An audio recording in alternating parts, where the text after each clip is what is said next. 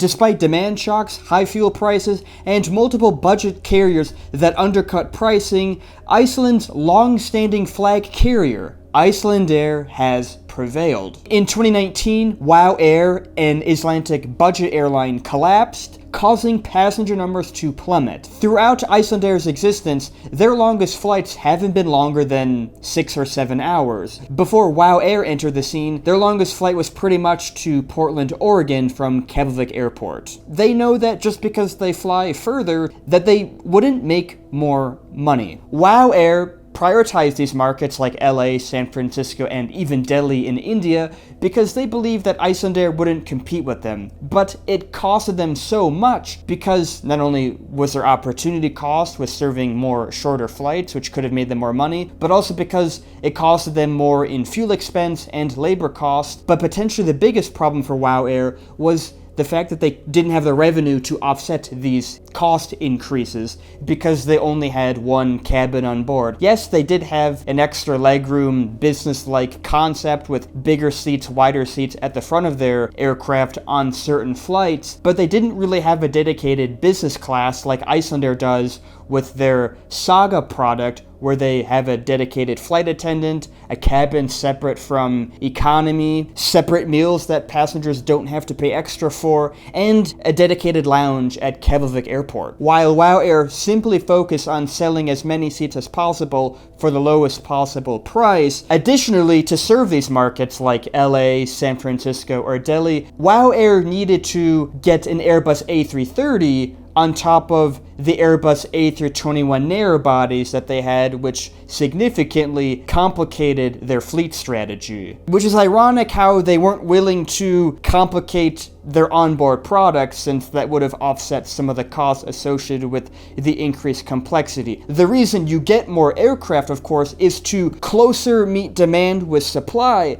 but also when you have a belief that you can generate more revenue. This was 100% not the case with WOW Air, even though in theory they could have by putting more premium seats on board. But that would have diluted their brand as a low-cost airline. That's perhaps not even the biggest problem that WOW Air had. Like Icelandair, WOW Air operated as a hub-to-spoke airline using Iceland's strategic geography as a stopping point between North America and Europe. While this does generate a lot of demand, it has a lot of cost that even airlines like Southwest and Ryanair don't have because they cater to more point-to-point flights on just one flight rather than connecting people across oceans. That's how other low-cost transatlantic airlines at the time, like Norwegian Air Shuttle, operated, not really as a hub-to-spoke airline, but more as an airline that would connect passengers, say,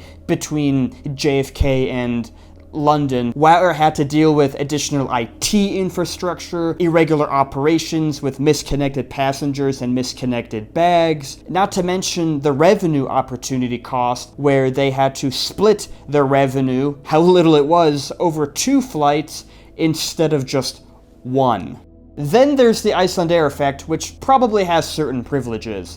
Even though Iceland as an island only has about 400,000 people, since Icelandair has existed for so long and has reliably run for so long, and they have so many additional flights, even to the same destinations that WOW Air serves, people preferred Icelandair over WOW Air. And this is especially important for corporate contracts, as little as they may have been volume-wise, for business travelers who wanted to travel to and from the island. These passengers are willing to pay much more than your average passenger, since they value time over money. And likely, since Icelandair was Iceland's flag carrier for so many years, that was their decision by default. WOW Air and Icelandair also did compete a lot head-to-head on the same market, and since Icelandair most of the time offered more frequencies, up to more than once a day, this attracted both business travelers and those who had already flown Icelandair for years. Had WOW Air started earlier, then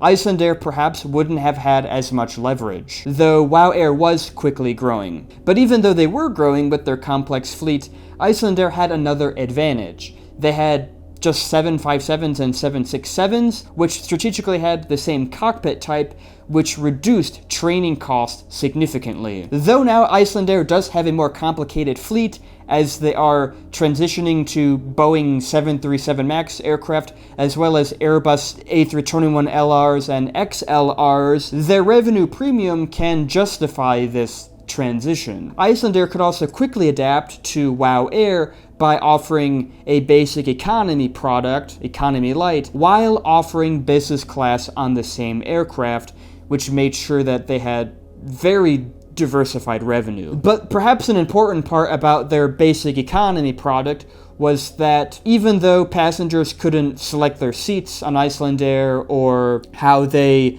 couldn't check their bags, they had to pay extra for that, or how passengers actually throughout time they always had to pay extra for meals unless you're sitting in business class, they did get free beverages on board, probably more generous legroom in a lot of cases, and in-flight entertainment. All of these things which WOW Air did not include as part of their low-cost strategy. Pretty much as soon as WOW Air collapsed, there was rumors that a new WOW Air would replace the former WOW Air. This time with a more controlled growth strategy, not just growing to just grow, a simplified fleet, just Airbus A320 family aircraft, and where the airline wouldn't serve bizarre destinations like Delhi. The airline would also serve lower-cost airports like Stewart in New York, or Hamilton in Ontario, serving the greater Toronto area. But with one key similarity remaining, using Iceland as a strategic stopover between North America and Europe. So those costs didn't quite go away. So after establishing Keflavik Airport again as a strategic stopping point for flights between North America and Europe, after just a few short years, Play decided to stop. They didn't go completely away as an airline, since they still operate between Iceland and Europe as of late 2025, but they abandoned the hub-to-spoke model playbook largely because of the high cost, especially with things like high fuel prices, which weren't only a thing seen in the late 2010s, but now seems to be more of the norm. But a bigger trend that is being seen are passengers willing to splurge on more premium experiences, from an Economy Plus product with extra legroom all the way up to business class, which, of course, Icelandair has. Well, it's really more of like a premium economy product. This is something that Play did not have because, like WOW Air, they weren't willing to invest in it as a low-cost airline.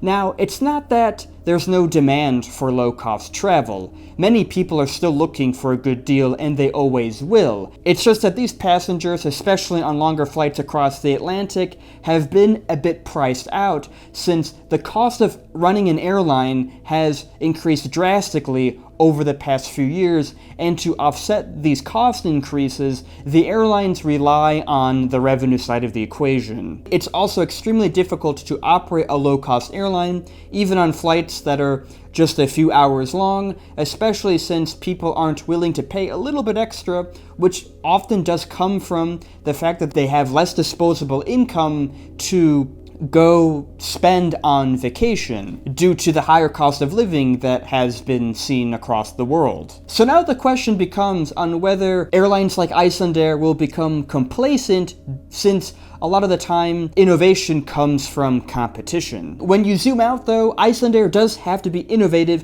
when it has to compete with the rest of the airlines flying across the Atlantic. But perhaps for an island of just 400,000, maybe just one airline can do what Icelandair does.